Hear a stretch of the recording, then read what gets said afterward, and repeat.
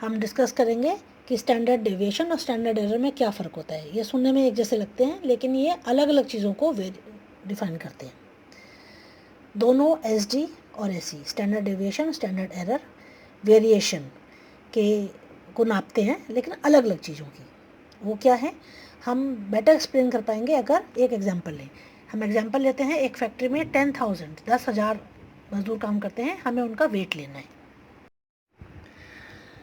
तो अब हमें 10,000 फैक्ट्री वर्कर्स का, मजदूरों का वज़न लेना है। तो बेस्ट तरीका तो ये होगा कि प्रत्येक मजदूर का वज़न लो, 10,000 मजदूरों का, और फिर उसका मीन निकाल लो। पूरे 10,000 वज़नों को ऐड कर लो और 10,000 से डिवाइड कर दो, तो मीन निकल आएगा। और इस मीन को बोलेंगे पॉपुलेशन मीन, पूरी पॉपुलेशन का मीन, और इसको लिखेंगे, कैसे लिखते हैं, म्यू।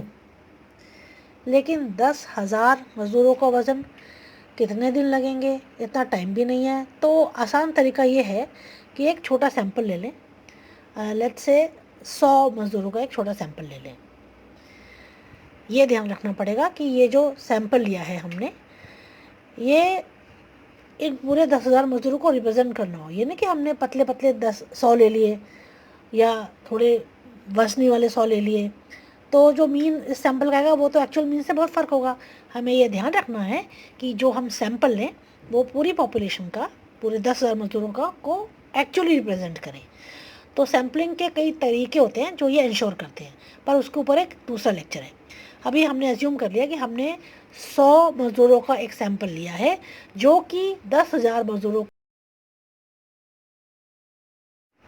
अब इस छोटे सैंपल में हमने हर मजदूर का वेट लिया, 100 वेट आ गए हमारे पास, इनका हमने मीन निकाल लिया।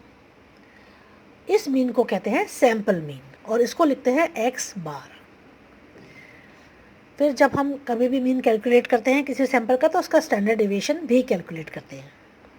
इसमें यूज़ होता है जो हमारे इंडिविजुअल वेट्स हैं, वज़न है, और जो हमने मीन कैलकुलेट किया है, और इसके स्टेप्स आपको किसी भी स्टैंडर्ड टेक्स्ट बुक में मिल जाएंगे।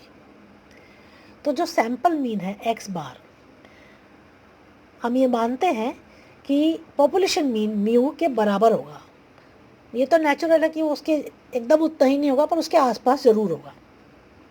अगर हमारे जैसे 15-20 रिसर्चर और सैंपल्स लें, कोई सैंपल छोटा कोई सैंपल बड़ा, तो हर एक को एक सैंपल मीन मिलेगा जो उसको एक्स बार की तरह लिखेगा। लेकिन ये सारे मीन्स पॉपुलेशन मीन के आसपास तो होंगे, पर ज़रूरी नहीं है कि उसके बराबर ही हो। तो इन सारे सैंपल्स में से हमको इतने सारे सैंपल मीन मिलेंगे, थोड़े से पॉपुलेशन मीन म्यू के कम होंगे, थोड़े से ज़्यादा होंगे, लेकिन होंगे उसके आसपास ही। अगर हम इन सारे मीन्स का भी मीन निकाल लें, तो हमें जो वैल्यू मिलेगी वो पॉपुलेशन मीन म्यू के और भी ज़्यादा करीब होगी। हमने वो सारे मीन्स का भी मीन निकाल लिया, और फिर इन सारे मीन्स का स्टैंडर्ड डेविएशन भी निकालो। तो जो स्टैंडर्ड डेविएशन ऑफ मीन्स है, इसको बोलते हैं स्टैंडर्ड एरर ऑफ मीन्स, या शॉर्ट में standard error of the given population. अब हमें ये स्टैंडर्ड एरर निकालने के लिए इतने सारी स्टडीज़ की इंतज़ार करने की ज़रूरत है क्या, कि इतने सारे रिसर्चर्स आएँ, इतने सारे सैंपल लिए जाएँ, इतने सारे सैंपल मीन्स इकट्ठे हों, और फिर हम स्टैंडर्ड एरर कैलकुलेट करें। किस्मत से हम अपने एक सिंगल सैंपल से ही पॉपुलेशन का स्टैंडर्ड एरर कैलकुलेट कर सकते हैं। कैसे? आसानी से। हमने अपने सैंपल का मीन निकाला है और स्टैंडर्ड डेविएशन निकाला है। इस स्टैंडर्ड डेविएशन को, सैंपल के स्टैंडर्ड डेविएशन को अपने सैंपल साइज़ के स्क्वायर रूट से डिवाइड कर दो, SD अपॉन रूट n, तो स्टैंडर्ड एरर पॉपुलेशन का निकल आएगा। तो रूट n में n जो है वो सैंपल साइज़ है, हमारे केस में ये 100 है। ठीक है, हमने स्टैंडर्ड डेविएशन को इस्तेमाल करके स्टैंडर्ड एरर निकाल लिया, पर हमें स्टैंडर्ड एरर पॉपुलेशन का चाहिए क्यों? भाई इसलिए चाहिए क्योंकि हमने जैसे पहले डिस्कस किया कि हमारे सैंपल का जो मीन निकला है वो पॉपुलेशन मीन का एक एस्टीमेट ही है, पॉपुलेशन मीन नहीं है। तो हमें स्टैंडर्ड एरर इसलिए चाहिए क्योंकि जो पॉपुलेशन मीन एक्चुअल है वो उसकी एक रेंज निकालने के लिए, कि पॉपुलेशन मीन इस रेंज के बीच में कहीं एक्चुअली फॉल करेगा। तो वो रेंज है हमारा सैम्पल मीन x बार प्लस माइनस 2 स्टैंडर्ड एरर्स। हम 95% कॉन्फिडेंस से कह सकते हैं कि पॉपुलेशन मीन इस रेंज में कहीं फॉल करेगा। 95% कॉन्फिडेंस, ये क्या होता है, ये इस लेक्चर के स्कोप के बाहर है, आप खाली भी समझ लो कि 95% कॉन्फिडेंस हम कह सकते हैं कि पॉपुलेशन मीन इस रेंज में आएगा। तो हमने क्या सीखा कि 95% कॉन्फिडेंस इंटरवल निकाल सकते हैं हम एक रिप्रेजेंटेटिव सैंपल से, और वो कॉन्फिडेंस इंटरवल है x बार प्लस माइनस 2 स्टैंडर्ड एरर हमारे सिंगल सैंपल से निकले हैं जो। तो हम 95% कॉन्फिडेंस से कह सकते हैं कि जो पूरी पॉपुलेशन मीन है म्यू, वो जो लिमिट्स इसकी दो ऊपर और नीचे की लिमिट्स हैं x बार माइनस 2 स्टैंडर्ड डेविएशन और x बार प्लस 2 स्टैंडर्ड डेविएशन, इसके बीच में कहीं पॉपुलेशन मीन फॉल करेगा। तो हमने अभी तक क्या समझा कि स्टैंडर्ड डेविएशन एक सैंपल के अंदर का डिस्पर्शन मेजर करती है, मतलब कितनी दूर दूर वज़न है, कितना कम ज़्यादा, कितना डिफरेंट अलग अलग तरह के लोग हैं हमारे सैंपल में, वज़न अलग अलग वज़न के लोग हैं।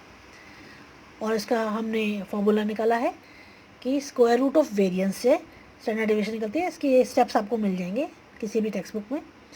तो स्टैंडर्ड डेविएशन खाली ये बताती है कि हमारे सैंपल के अंदर जो लोग हैं उनका वज़न हमारे सैंपल मीन से कितना दूरी पर है, मतलब हमारा कितना स्कैटर्ड है जो वज़न हमारे सैंपल में है। इसलिए कहते हैं कि जो स्टैंडर्ड डेविएशन है वो सैंपल की स्टैटिस्टिक है। दूसरी तरफ स्टैंडर्ड एरर ये मेजर करता है कि जो मीन्स हैं अलग अलग सैंपल के वो कितने डिस्पर्स्ड हैं, कहाँ से, पॉपुलेशन मीन से। तो हम कहते हैं कि स्टैंडर्ड एरर पॉपुलेशन पैरामीटर है।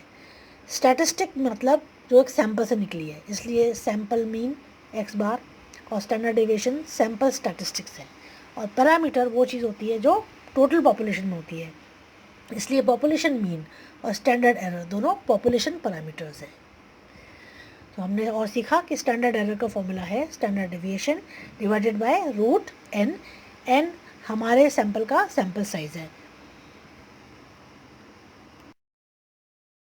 तो स्टैंडर्ड डेविएशन और स्टैंडर्ड एरर दोनों वेरिएबिलिटी के मेजर्स हैं। स्टैंडर्ड डेविएशन वेरिएबिलिटी एक सिंगल सैंपल के अंदर मेजर करता है, और स्टैंडर्ड एरर वेरिएबिलिटी पॉपुलेशन के अंदर मेजर करता है। तो स्टैंडर्ड एरर और स्टैंडर्ड डेविएशन के डिफरेंसेस नीचे टेबल में दिए गए हैं, ये आप अपने एग्जाम में यूज़ कर सकते हैं। हमने जो डिस्कशन अभी तक की है उसे हमें दो चीज़ें और पता लगती है नई, अगर हम उसे बारे में सोचें तो, कि अगर किसी सैंपल से हमने स्टैंडर्ड डेविएशन निकाली और उसको डिवाइड करके रूट n से स्टैंडर्ड एरर निकाला और वो बहुत बड़ा निकला, तो एक बड़ा स्टैंडर्ड एरर का मतलब है कि जो हमारी पॉपुलेशन है उसमें बहुत अलग अलग तरह के लोग हैं, कोई बहुत पतला है, कोई बहुत मोटा है, बहुत एक दूसरे से फ़र्क है, मतलब कि पॉपुलेशन मीन म्यू बहुत वाइड रेंज में एग्जिस्ट करता है। या फिर ये हो सकता है कि हमने जो सैंपल लिया है वो स्टडी पॉपुलेशन का ट्रूली रिप्रेजेंटेड करता ही नहीं है, हमने गलत सैंपल ले लिया। दूसरा, हमें ये समझ में आता है कि जितना बड़ा सैंपल साइज़ होगा उतना छोटा स्टैंडर्ड एरर होगा। याद करो, standard deviation divided by root n, तो जितना बड़ा n होगा उतना छोटा स्टैंडर्ड एरर होगा। तो जितना बड़ा सैंपल होगा उतना बड़ा वो हमारे गिवन पॉपुलेशन को रिप्रेजेंटेटिव होगा, उतना अच्छा सैंपल होगा।